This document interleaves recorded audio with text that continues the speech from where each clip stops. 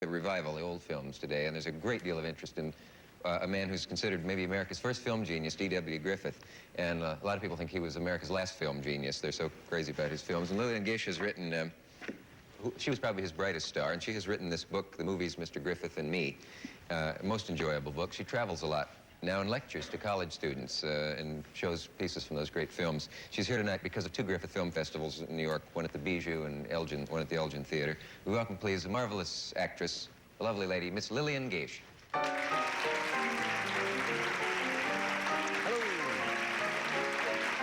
Very nice to see you. How are you?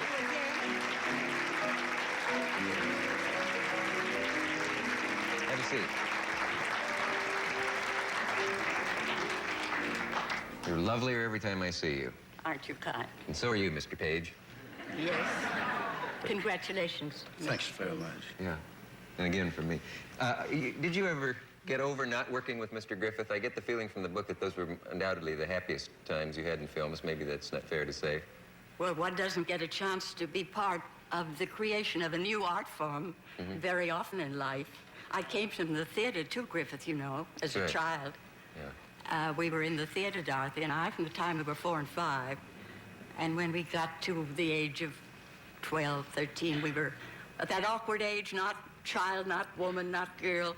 And there was no place to get a job, and we went down there and luckily found one and came in at a time when we were good material for Griffith to work with. He needed young faces, older people, that is, older people of 18. They were characters. They weren't heroines, you know. And how old were you at that time then? 12 to 13. Yeah, gee. How was he different from other directors? Because he created an art form. Yeah. Remember, when he was making films, there was no place to go to find out how to do things. He had to try out different ways and means of telling an audience what the story was, and you had the responsibility of making whatever character you played believable to an audience. You had to be an actress, but you could never be caught acting. The minute you were caught acting. You couldn't be caught acting. How do you mean that? No, because the minute you started acting, it spoiled the illusion. You had to seem to be whatever character it was in a simple, truthful way, because that lens here and the big screen lens, it's like an X-ray on the human psyche. If you sit in front of it long enough, as Barrymore used to say, it not only tells who your ancestors were, but what you had for breakfast. Did he treat actors well, Mr. Griffith? Was he one of those directors who thought they were necessary but also dispensable? Oh, he was like a father, Mr. God, everything. Not only to the actors, to the working people, too. I think I tell in my book, which you showed, and this is the child of that book. It's mother and child, you see, because this is the paperback for only $1.25. That's $8. The big book had a little book, did it? Mother and child, same book, but a difference in price. This one's nicer for the coffee table, but that one's more economical. Yes, and Griffith had these children and inspired them, told them they were working in this wonderful medium that had been predicted in the Bible. Now, wait a minute. Yes, yes. The movies predicted in the Bible. Yes. Of course. The universal language that was to be instrumental in bringing about the millennium, because it would speak to all people and create understanding which would bring about peace. And this was the first thing that had ever been found beyond music, painting, sculpture. Film as a universal language. We were to eventually tell a story to the world without a word, without a subtitle, you see.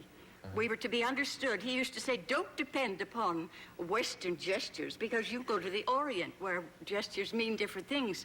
Watch the animals, watch the birds, and see how they convey their wants, their meaning, and imitate them. Watch the birds. Everything, every living thing. For instance, a dog, when it wants something, it expresses that want, or when it's happy, it tells. And you notice, we used to jump up and down. We used to play young and disliked that very much since we were young. We wanted to be quiet and dignified. He'd say, how am I going to get contrast between young and old if you don't jump up and down? Watch a dog when he's happy. He bounces up and down, runs around in circles, and everyone understands what it means. You do the same thing. And when you're angry, you snap at people. We're going to see a clip in a moment from Orphans of the Storm, I believe. And will you introduce it for us after when we come back from this message? Miss Gish, we're going to see a bit of Orphans of the Storm with you sitting here, which is a strange experience. And your sister's also in this, isn't she? Yes. Yeah. Sure. Could you introduce this for us? Tell us what to look for while we're Well, Orphans of the Storm is taken from the play called The Two Orphans. And it was translated into 40 different languages and successful all over the world as a play. Mr. Griffith didn't want to make it very much, but he wanted to make Faust. And we looked up the record of Faust, and it never made money, and we needed to have a successful film, so he listened to us, and he made The Two Orphans. And put it against the French Revolution and called it Orphans of the Storm.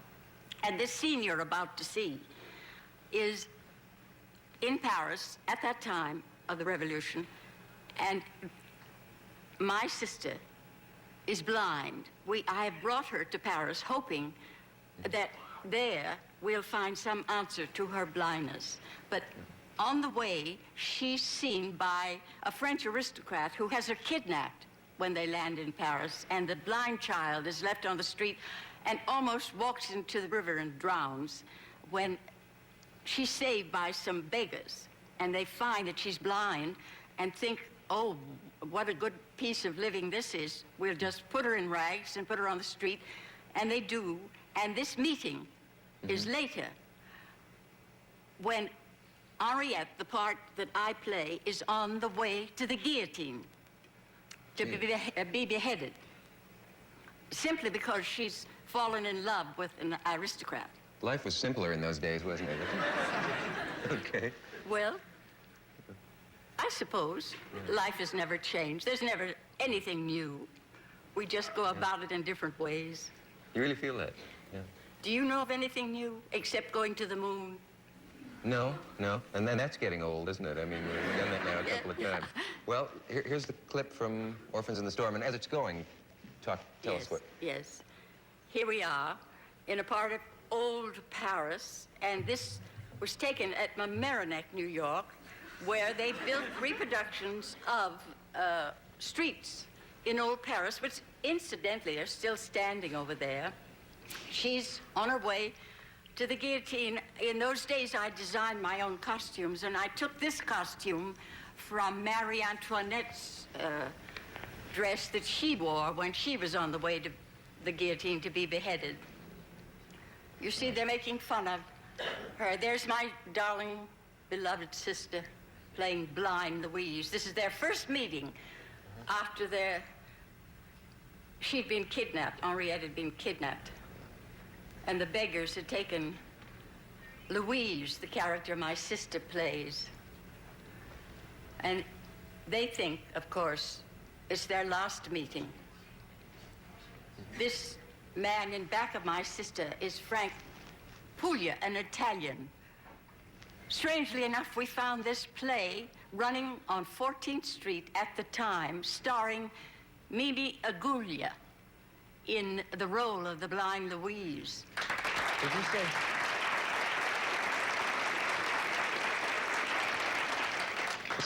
He had such ambitious ideas for at the beginning of an industry, to not make simpler movies, but to make those enormous spectacle-like things. It's amazing. Did you say those sets are still standing in Mamaroneck? No, in Paris. These were reproductions. Oh, I thought you said they're still. I thought the sets maybe were still around or something. No. Yeah. He reproduced the old Paris, the streets of old Paris, and the streets in Paris I've seen, with the cobblestones and everything. And he got so many of the people at Mamaroneck to play these Frenchmen, and of course they had to look hungry. They were starving, and they all had to be very bony. How he managed out of Mamaroneck to get people who look French and hungry, I'll never know. Whereas in Mamaroneck, most people look fat and German, don't they? Well, now they look fat. They didn't used to look so fat. We're getting to be rather obese as a nation, don't you think? You have also a clip now from, what's the other film? Musketeers of Pig Alley. which is a title that had escaped me. What does the title mean? Well, The Three Musketeers. But if Pig Alley? And Pig Alley means gangsters, I suppose, in today's terms. It was the first important gangster film ever made. And I think he got the idea from story in a newspaper. And it's a silent, of course. Oh, yes. Yeah. Everything you're seeing is silent. Yeah. But this one, okay. you'll see. Want to roll that one? There. Watch this young man. I think he's a forerunner of Jimmy Cagney. His name is Elmer Booth, but don't you notice in his intensity of playing something about Jimmy Cagney? Yeah, the gestures are like Yes. Cagney-like. The other man is Walter. Uh-oh. Walter something. He's playing my brother, the other man. Look, he says, oh, you can't refer him to me. Who finally won you in that? Thank you, and I want to thank the Bijou. It's the Bijou that's setting the festival, Yes, isn't it? they're having a festival at the Bijou Theater, which is on 45th Street, just east of the Morosco Theater on the north side of the street, west of Broadway. They start, I believe, on Sunday with the Griffith Festival, and you can see all his films, including Intolerance, which I think is his monument. That was one that was 7 hours long at one point, wasn't it? Yes. Yeah. It was 50 to 75 years ahead of time. That's the one that ran in Russia for 10 years consecutively. And during that time, Lenin asked Mr. Griffith to come to Russia and be the head of his propaganda department, also films. And also it converted Eisenstein to films, who was a successful lawyer and gave up his career in law and transferred to the films. And as you know, his story, he became a great film director. Yeah. But Griffith started so many of the great people. He died sadly, didn't he? Yes, he did. But we all create our own destinies. You can't blame people for anything. I think he's now coming into his own. I think certainly I was in Russia, in France, and Scotland and England with my illustrated lecture on films and Griffith as the father of them.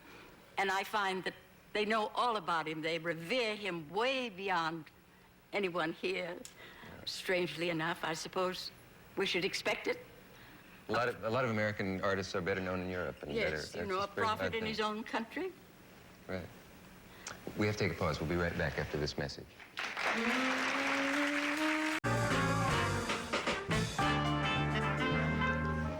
I don't believe it. No one never knows what to expect from my next guest. He is, to say the least, an unusual man. He has a new collection of 12 original graphics that are called Memories of Surrealism, which will be available shortly at the Alan Rich Galleries here in New York. We'll be seeing some of those later in the show, and we will certainly be seeing him. He is one of the most colorful people I know. Odd is another word that's been applied. But he is a man who once said about himself, the only difference between myself and a madman is that I am not mad. We'll see. Will you welcome, please, Salvator Dali.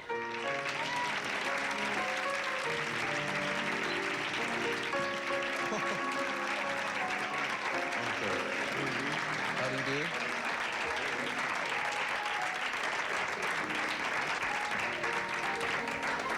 Well, I think you've caught something.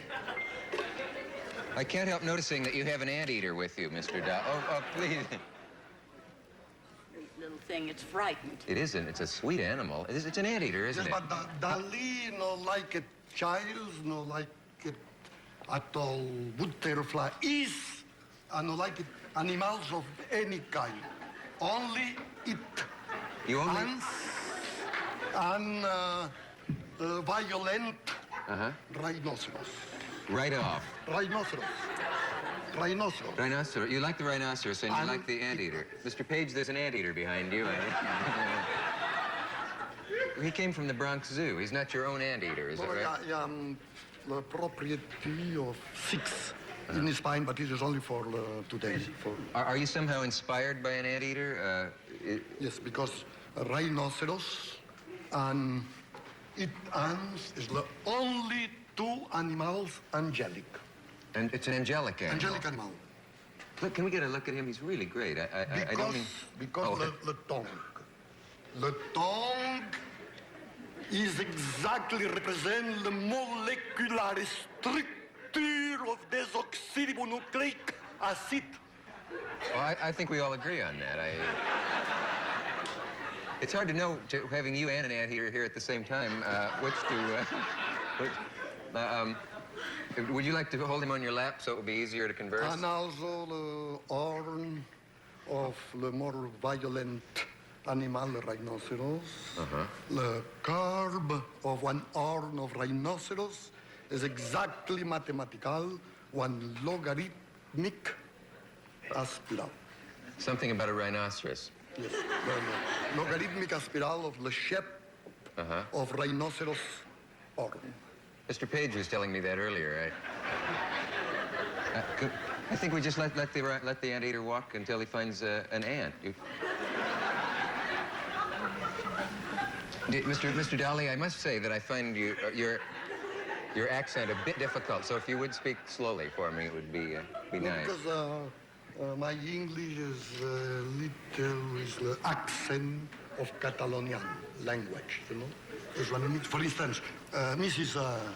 Miss Gish. Miss Gish. Yes. Voulez-vous être gentil de dire papillon in good English? Butterfly. Papillon. Oh, sorry. Papillon? Yes, in English. Is it butterfly? You look in Dalinian English. Butterfly. Butterfly. Watch yourself. No, this represents, you know, the English language is too foggy and imprecise, and it's necessary So it needs more inject some feeling. reality in this foggy and imprecise English language. I'm going to talk to the anteater now for a while. Mr. Dali, do you... May I ask you where you get your clothing? I know, do you design your own clothing? I know you design your life in another sense. You've invented an incredible picture, a character. No. Myself is only responsible for my face, the mustache. And it is Madame Dali. You know, is my Beatrice in my life, and give me shoes and dress and everything. So your wife designs your outward appearance from the neck down? Give me everything. And you have designed your mustache, which of course has been the object of some humor over the years. No, is absolutely of the contrary.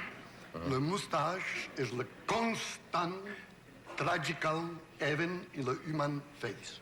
Remember, the constant tragic element? Tragical element in the human face, all time. Has anyone... Charlie Chaplin, Hitler, Dali, is the more violent phenomenon in one face, this awful capillary explosion of personality. Has anyone ever been injured by your mustache in any way? Almost everybody in modern times. It's very, it's very stiff looking. Do you apply something to it? Or? In the daytime, put Hungarian watch for remain erected, but in the nighttime, clean my mustache. My mustache is becoming this one Chinese, completely melancholic and depressing mustache. So if one were to see you at night... Again, very violent, this Austrian tradition, you know, Velasquez and all kings of Spain, this tremendous pointed, mystical mustache. In the night, depressing. So if we were to see you at night, we would see a drooping mustache and see a different Dali, in other words. If I had said hello, Dali, when you came out, would you have been offended? I don't know. It's an old joke, I expect. I'm never offended because all time the jokes create one tremendous indifference in my life. You know, I'm tragical, and the jokes appear me tremendous quantity of vulgarity in any jokes. Dali never jokes. Do you like jokes? No. For this choice, the only intelligent animals is the rhinoceros and the ants. Because the cats, the dogs is the more vulgar and catastrophic animal that exists. Yeah, well, do you like baseball? They never look one. Only look photograph of the people sit down in the floor catching dust and meditating, but never look in movement. Only look still pictures. And make one painting of baseball surrounded with melancholia. Because for me, it creates a tremendous melancholic effect. Because everybody's in this position, in the floor, in the dust. Melancholy. Melancholy. You have a message, and we'll be back. Talking with Satchel Paige, Lillian Gish, and Salvator Dali. And I was wondering, Mr. Dali, you've done some very mysterious things, and I don't know if you like to be asked what they mean, but there was an incident once where you appeared for a lecture in Paris at the Sorbonne, and you arrived in a Rolls Royce filled with cauliflowers. Yes, because cauliflower, I believe. You know, cauliflower represents exactly the same morphological problem of one horn of rhinoceros. Can you look careful one cauliflower? There's plenty of the same pattern of sunflower. And you know Leonardo da Vinci? The cauliflower is the same pattern as the sunflower. Exactly, the same pattern is crossing logarithmic spirals. And Leonardo da Vinci discovered for the first time this mathematical phenomenon in the sunflower. And later on, Dali discovered 1,000 times much more powerful mathematical problem in the cauliflower. And this is the reason I arrived in Sorbonne, because my speech is around the cauliflower and the horn of rhinoceros, because it's the same problem. The same rhinoceros that you mentioned earlier. Rhinocerontic mathematical pattern, exactly the same. Am I alone in finding you somewhat difficult to follow in terms of what your theories are? Do people often misunderstand you or find you hard to... No, but this is absolutely normal. It's interesting, but because myself worked in my surrealism for 14 years, and today no understand nothing of my work. No one understands your work today? No, a lot it is absolutely legitimate. A lot of people also no understand, because if myself don't understand, the other understand less. Is it my imagination, or are you speaking a mixture of languages? No. All time is the same. But didn't you say a word or two of Spanish or English? English with injection of Catalonian accent. Catalonian accent. Costa Brava accent. Yes, that clears that up too. Ms. Gish has a question. I hope it's not an impudent one, Monsieur Dali, but have you, from the beginning of your work, your great craftsmanship in painting, a message to give to the people that we perhaps don't understand? No message. No message. No message.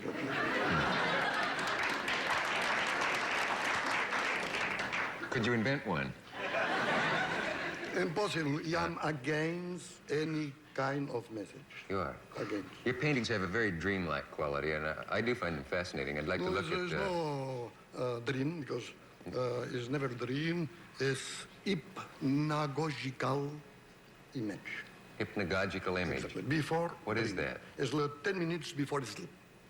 10 minutes or 15 minutes before you fall sleeping, appear in some genius, Dali, some kind of very vivid, irrational, and Lilliputian images. And myself catch this image, and then with the more careful photographic style, and no message and no explanation. Sometimes after 20 years, some scientific people tell this perhaps means this or this, but every of these Dalian images remain in one complete mystery. Bougie. I just wanted to do that. I don't know why. I don't know what came over me. I'm sorry. I don't know what... You affect me in a peculiar way, No, but you know, Dali is one tremendous power for cretinization everybody. I don't think anyone will like you about that. Could we look, Mr. Dali, at your graphics now? They're going to be on display. Very pleased. Because they are quite remarkable, as you know, if you've seen his work. There, can you see that one? Yes. This is one rose. That's the surrealistic flower girl, according to the... Gertrude Stein. Gertrude Stein? One rose is one rose, is one rose, is one rose, is one rose, is one rose. Gertrude Stein stopped earlier, but yes. Yeah, and that's the surrealistic flower girl. It's Dalinian flower because in Paris some crazy people create one Dalinian rose, and it's this, this one. So the last creation in flowers in Paris. Next? This Oh, it seems to be two people. Oh, that's us. There, and that is the very good, very good. surrealistic king. In almost every... Oh, go ahead. No move, because this is very important, you know. Dali is tremendous monarchic. Tremendous. Catholic and monarchic, and very soon Spain becoming one kingdom. After Generalissimo Franco is already agreed, the Prince Juan Carlos becoming the king of Spain. And this is no message, but this is the vision of Spain in the moment of becoming one kingdom. Spain becoming one kingdom. Bravo. Eye of Surrealist Time is the next title. I've noticed that there's 2 out of 5 of your Butterfly.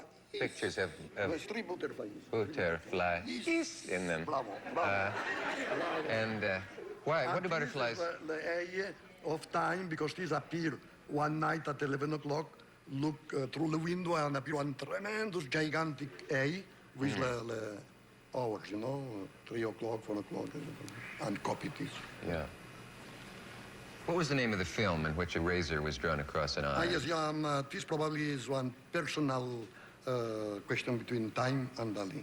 Because in my, between time and Dali, because in my first Le Chien Andalou movie, start the movie cutting the eye of one beautiful girl. You remember, cut with Yes, one, I don't know ones who've seen that one can never razor. forget it. A razor blade is drawn across an eyeball, and it's a very... is there anything people have failed to understand about the meaning of that?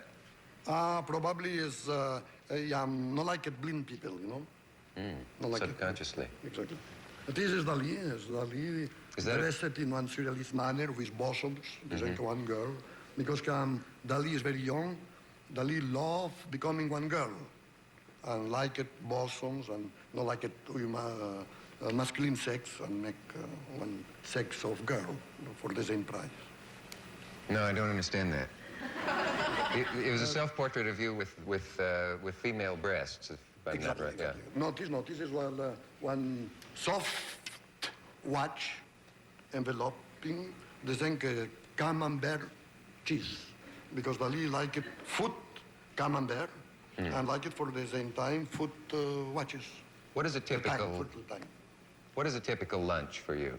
The best in Paris is start with ortolans, you know, little beers, it's possible swallow everything, and second, fresh de bois pour finish.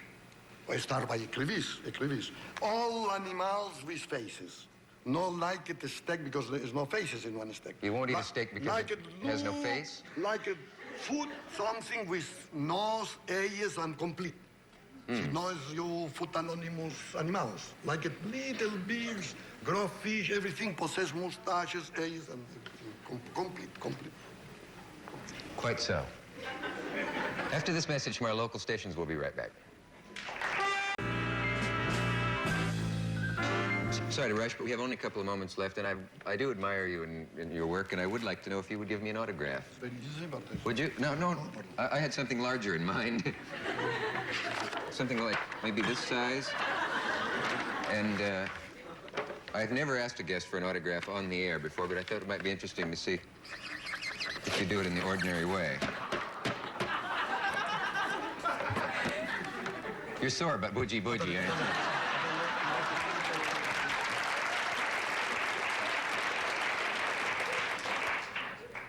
You seem to be drawing a crown. Is that a crown? Yes, the crown is a very large. Uh-huh. And this is drops of milk. This is symbolic. A little drops of milk. Drops of milk on the crown? Do I suggest milk to you? All time, because it's heredity. You know, it's genetic code. And this is your... Have you ever heard anyone giving them an autograph? Oh, the date, 1971. That says Dali. And there's the crown, and or in more, in less quick is this. less... I'm going to have to get a larger autograph book, I expect. Mr. Paige, where will you be going next? Well, I'm going back to Kansas City. Are you? Yeah. You can do any fishing? Yes, I'm going from there to Miami. And from there, if I can get in Los Angeles. I know you're a great fisherman. Yeah, well, I love the game. I don't like the big one, the dolphin. I don't like the wrestle. And I was down with Ted once down there with the dolphin. I wrestled about 5 hours, and I went to the hospital the next day. Still, the fish is still out there yet. So I don't like the big fish. I like the small ones. Thank you for being here. It was a great pleasure to meet you. And thank you, Miss Gish, for being here again. And Mr. Dali, thank you. Pleasure. We'll see you tomorrow night, rhinoceros and all.